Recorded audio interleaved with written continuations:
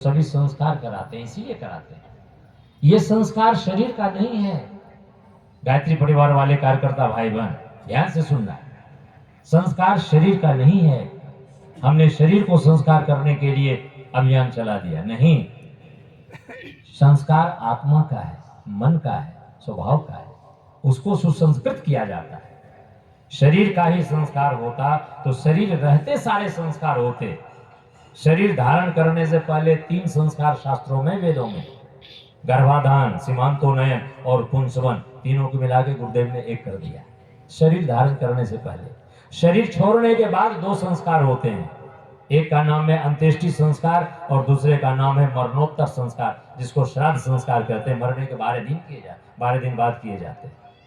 तो संस्कार शरीर का नहीं है, संस्कार आत्मा का है। आत्मा के ऊपर, चित्त के ऊपर, अचेतन मन में जो हमारे जन्म जन्मांतर के किए कर्मों के अच्छे और बुरे संस्कार चिपके हुए हैं, उसकी सफाई की प्रक्रिया का नाम संस्कार है।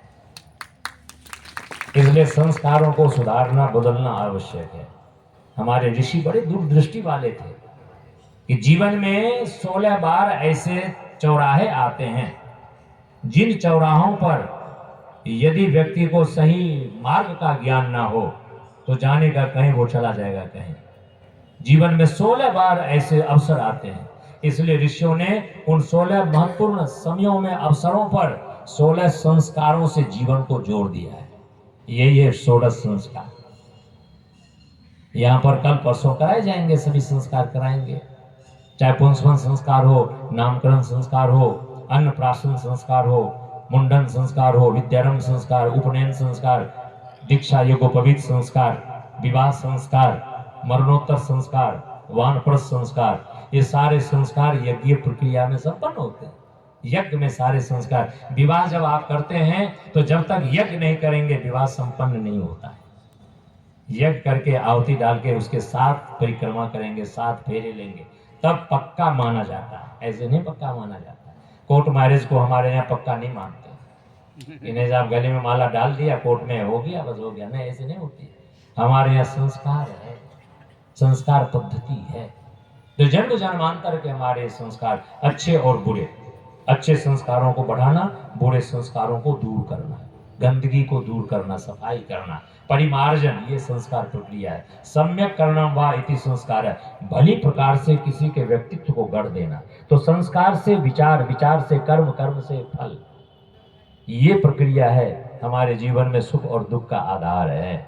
सुख और दुख जीवन में आता है, अनिवार्य है आना, जरूरी है आना, आएगा, सबके जीवन में आएगा। लेकिन सुख दुख से परेशान होने की जरूरत नहीं है। सुख और दुख क्या है, इसकी परिभाषा जानो। जो लोग अपने दुख में बड़े दुखी होते हैं, ध्यान से सुनना, दुख क्या है, दुख की परिभाषा क्या है और सुख की परिभाषा क्या है। शास्त्रों में लिखा है, दुष्कृतानि खादति इति दुख। दुख वो है जो हमारे दुष्कृत्यों को, पापों को खा जाता है।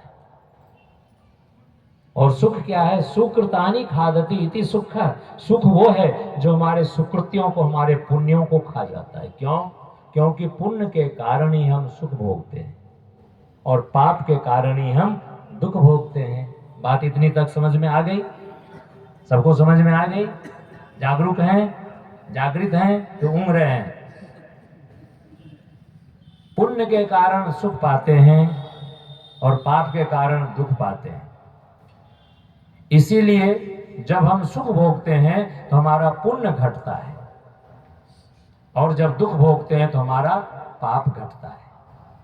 क्योंकि पुण्य के कारण सुख भोग रहे हैं ना, तो सुख भोगते समय पुण्य घटता है। इसलिए जब सुख आए जीवन में तो पुण्य घट रहा है, लेकिन उसको बढ़ाने का प्रयास करिए, पुण्य अर्जित करिए, पुण्य को बढ़ाइए, घटने ना दीजिए। और दुख में हमारे पाप घटते हैं, क्योंकि पाप के कारण दुख भोगते हैं। तो पाप को घटने दीजिए, उसको ना बढ़ाइए, पुण्य को बढ़ाइए, तो धीरे धीरे पुण्यात्मा बन जाएंगे, पुण्य बढ़ता चला जाएगा। अब एक बात आपसे पूछना चाहते हैं, पाप घटे ये अच्छा है कि पुण्य घटे ये अच्छा है? पाप घटे ये अच्छा है। तो पाप घटेगा कब? जब दुख भोगेंगे तभी तो पाप घटेगा। तो हमारे लिए दुख अच्छा है कि सुख अच्छा है? दुख अच्छा है। जवाब दो भाई, बुद्धिजीवियों। क्या अच्छा हुआ हमारे लिए? दुख की सुख। हमारे लिए दुख अच्छा है ना भाई।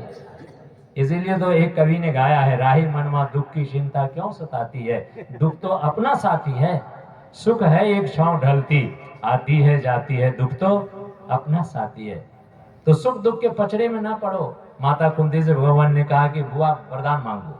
माता कुंती ने कहा मुझे दुख का वरदान दो। क्यों?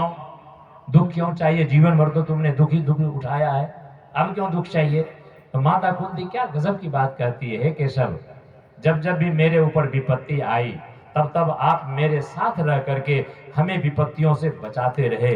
यदि आपका साथ विपत्तियों में ही मिल सकता है, हमें तो हमेशा जीवन में दुख पसंद है। दुख की घड़ी में परमात्मा हमारे साथ रहते हैं।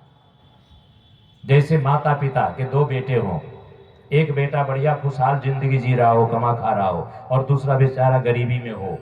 माता पिता को सरकार पेंशन दे रही है अपने गुजारे के लिए, लेकिन उस पेंशन में से पैसे बचा बचा करके कौन से बेटे की वो सहायता करेंगे?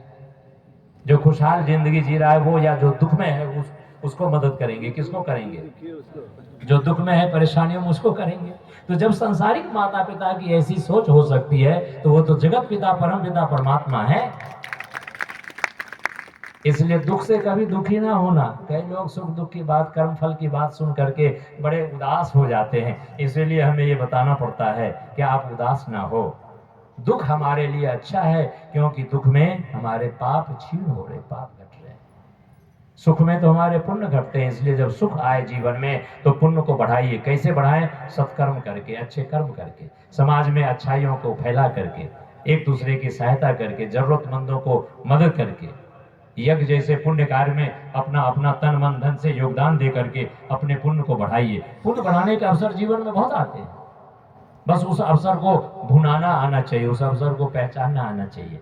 ये अवसर जो आपको मिला है 5 दिन का ये यज्ञ करने का, ये पुण्य बढ़ाने का अवसर है।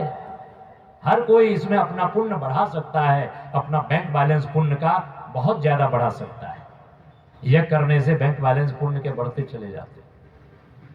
तो आपसे अंत में यही, चूंकि अब ये मंच हिलाने लग गया, इसलिए अब हम